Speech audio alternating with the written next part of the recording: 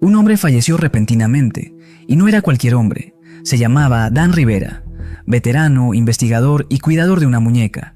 Pero esta muñeca era más ni nada menos que Annabelle, la misma que inspiró películas, leyendas, advertencias. Dan estaba de gira por Estados Unidos, una gira llamada Devils on the Run, exhibiendo objetos considerados malditos o poseídos, entre ellos Annabelle.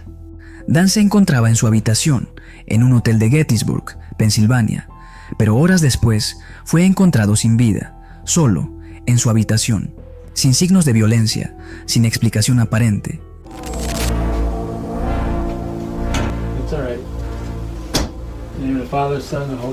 Dan tenía 54 años y aparentemente le dio un paro cardiorrespiratorio. Eso es lo que indicaron las autoridades locales. La policía declaró que no había evidencia de juego sucio ni indicios de crimen. La causa de este suceso fue clasificada preliminarmente como natural, aunque aún se espera el informe completo de la autopsia, que podría tardar hasta 90 días. Y eso es lo que sabemos, lo que está documentado, lo que dicen los reportes oficiales, pero no todos se conforman con eso. Las redes lo convirtieron en misterio, los creyentes en advertencia. ¿Verdad? O ha aterrorizado a varias personas a lo largo. Se les dijo y se les advirtió, los Warren dijeron que nunca sacaran a la muñeca Annabelle de su casa, lamentablemente. Muchos decían que Dan no hizo caso de las advertencias con esta muñeca. Una advertencia hecha por los mismos Warren, quienes afirmaban que detrás de esta muñeca se escondía un ente muy peligroso, porque Dan no solo era un investigador, era el encargado de custodiar uno de los objetos más temidos del mundo ocultista. Y aunque en ese momento la muñeca no estaba en su habitación, algunos aseguran que esa energía, esa presencia, va con ella, esté donde esté. Y es aquí donde las teorías empezaron a circular. Según su entorno, Dan había mostrado cierto agotamiento días antes. Otros mencionaron detalles sutiles, como si algo ya hubiera empezado a moverse.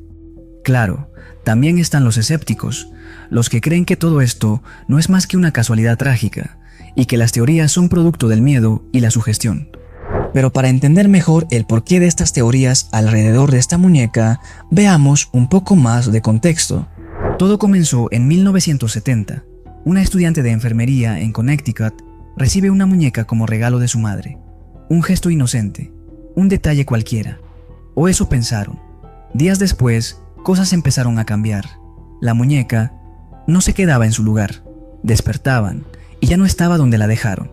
De pronto aparecía en la cocina, en el sofá, en el baño, y luego vinieron los mensajes, escritos, a mano, debajo de la puerta. Pedían ayuda. Uno de los amigos de las chicas que vivía con ella soñó con la muñeca.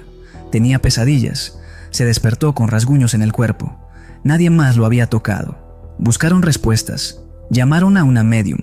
Ella dijo que la muñeca tenía el espíritu de una niña, Annabelle Higgins. Pero la historia no termina ahí, porque cuando el caso llegó a oídos de Ed y Lorraine Warren, todo cambió.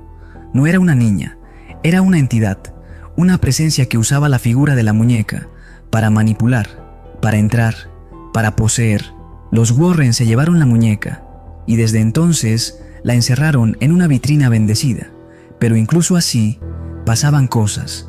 Dicen que durante un traslado, el auto se detuvo, el motor fallaba, el volante se trababa, hasta que Ed usó agua bendita y entonces el coche volvió a funcionar.